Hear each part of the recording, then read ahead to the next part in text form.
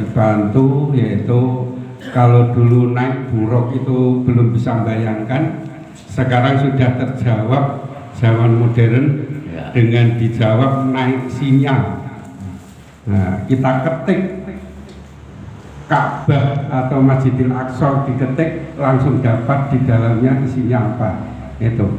Nah, namun yang saya tanyakan tadi, Rasulullah SAW sebelum Mi'raj itu sholat bersama 124.000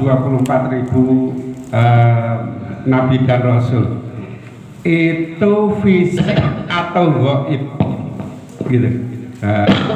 Kalau kita yakini bagaimana luasnya Masjidil Aqsa saat itu. Terima kasih. Kalau yang kedua ini Pak, 2 rakaat subuh pahalanya kan dunia seisinya. Lah, saya sholat 2 rakaat subuh rutin. Pak Dul Malik juga sholat subuh, sholat 2 rakaat sebelum subuh rutin juga.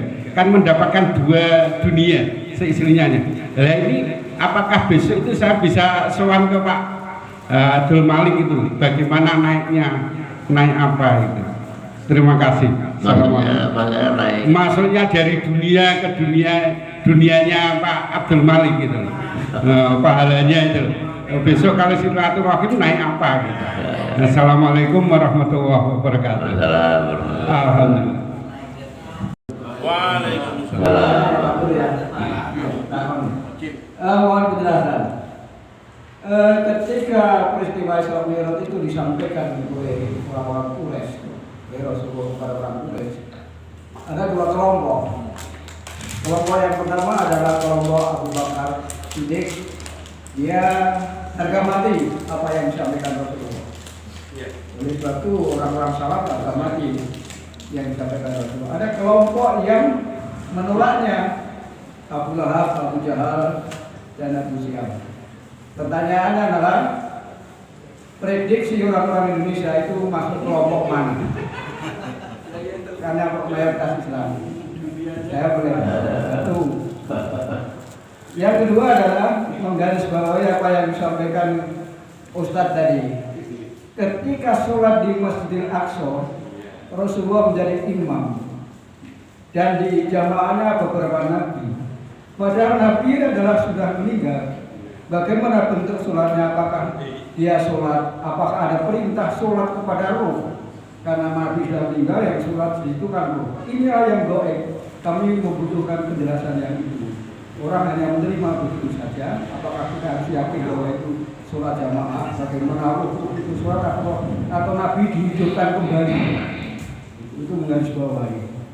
Yang ketiga, yang terakhir, prosesi penyampaian perintah sholat 5 kali itu bagaimana bentuknya? Apakah Rasulullah, karena peristiwa itu tidak melalui Jibril tidak bisa masuk karena akan terkena semprotan api dan cahaya, dia akan hancur. Saya baca Sirah Nabawiyah seperti itu. Nah, pertanyaannya saya belum bisa mohon penjelasannya, bagaimana penyampaian wahyu 5 kali sholat itu? Apakah Rasulullah bisa melihat Allah atau tidak? Karena biasanya wahyu itu disampaikan dalam bentuk yang macam-macam. Ada dengan bunyi gerinci, ada lewat api, dan ada yang lewat Jibril. Ini langsung bagaimana prosesnya? Yang terakhir, yang terakhir biar ramai Pak. Pakar laut di Indonesia. Ini bagaimana pandangan syariat? Terima kasih. Assalamualaikum warahmatullahi wabarakatuh. Peristiwa 90% peristiwa gaib. 90% peristiwa gaib. Kita melihat pandangan gaib kita. Jadi orang beriman harus percaya dalam hal yang gaib kan percaya itu ya. Tapi 10%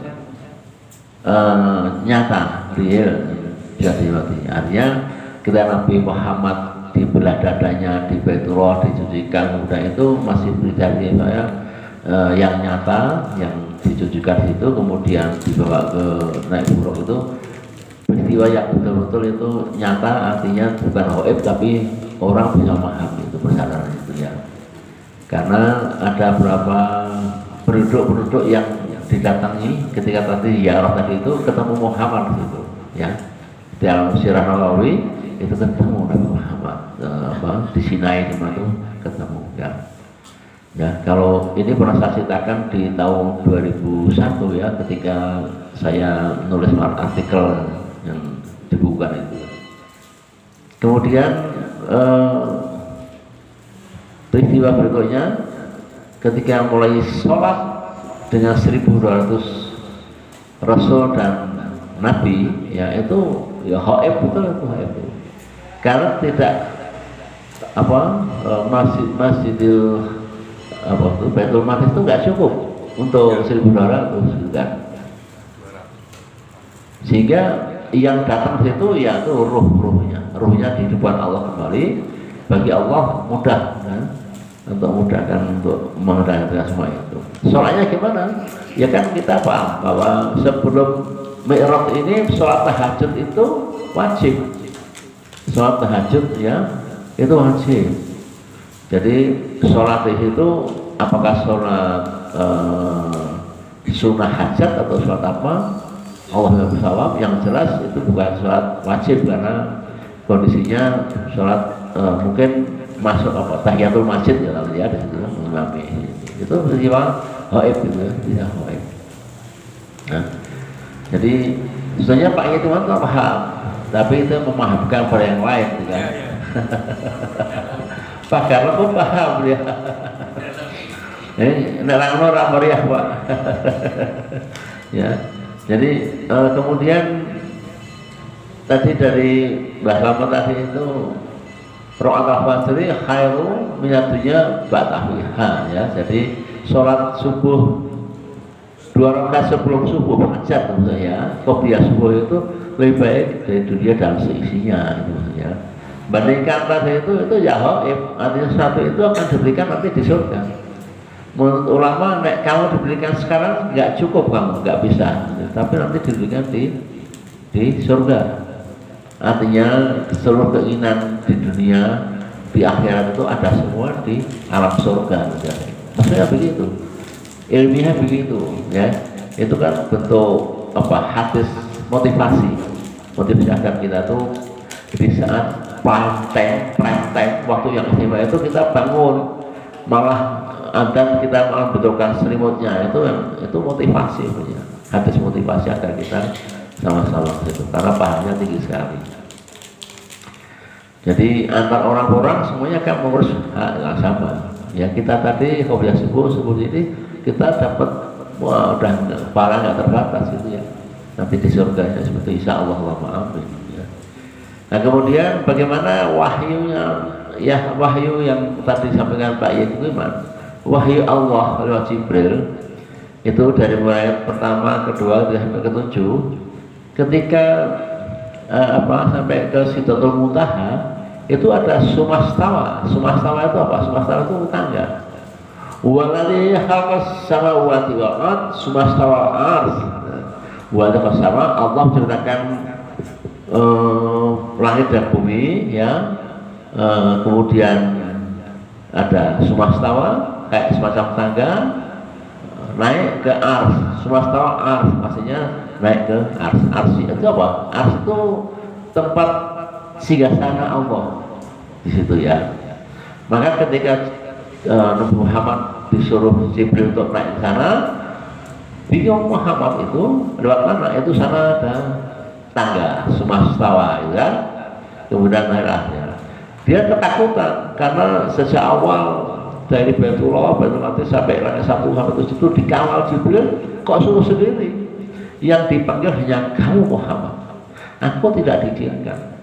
Kalau aku masuk sana, aku terbakar.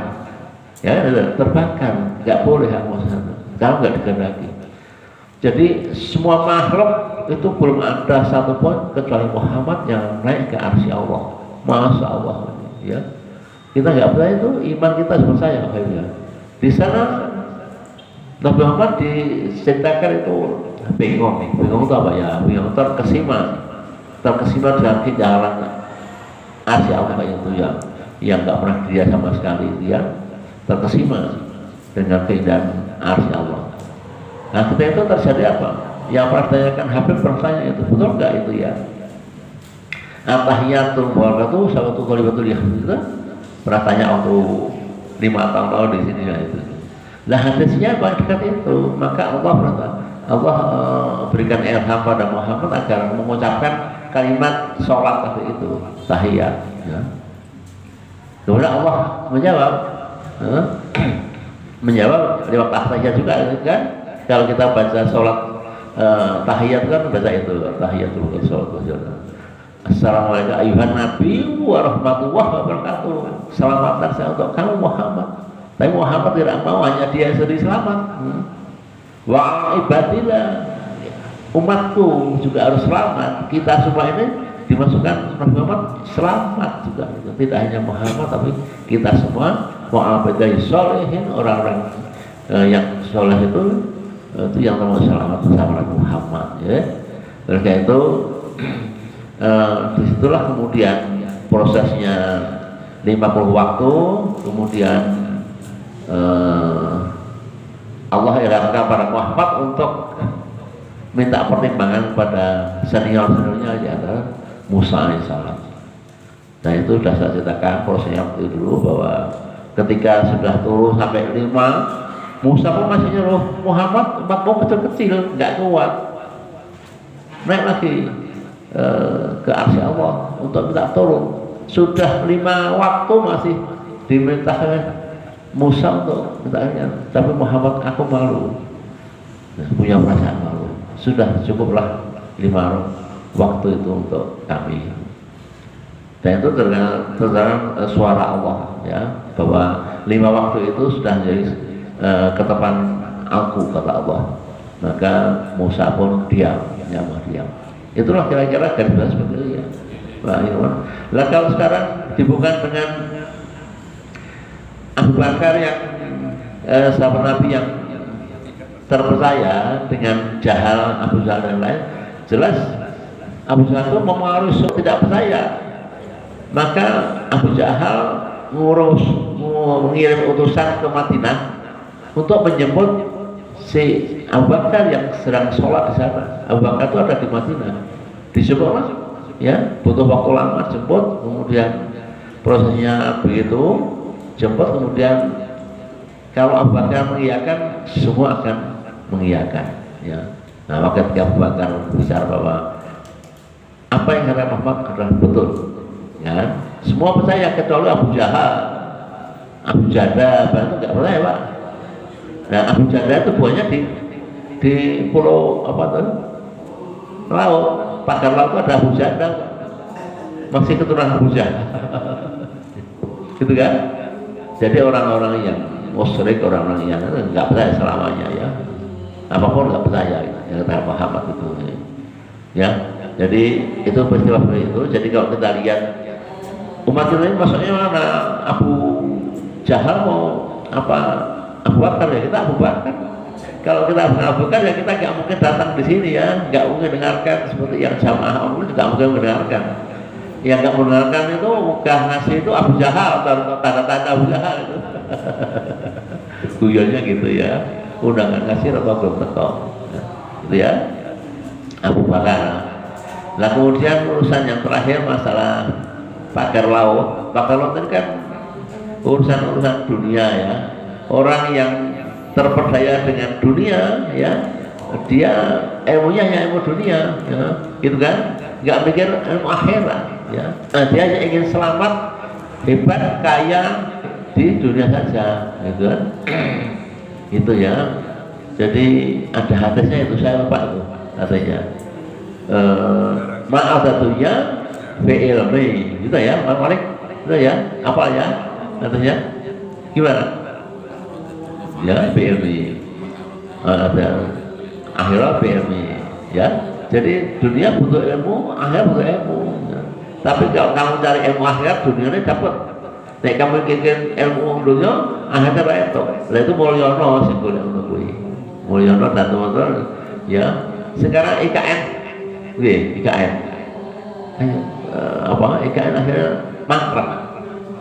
Ya mangkrak. Jadi saya itu maaf, saya punya link dengan dengan ring 1 di istana ya, kebetulan teman ada di sana.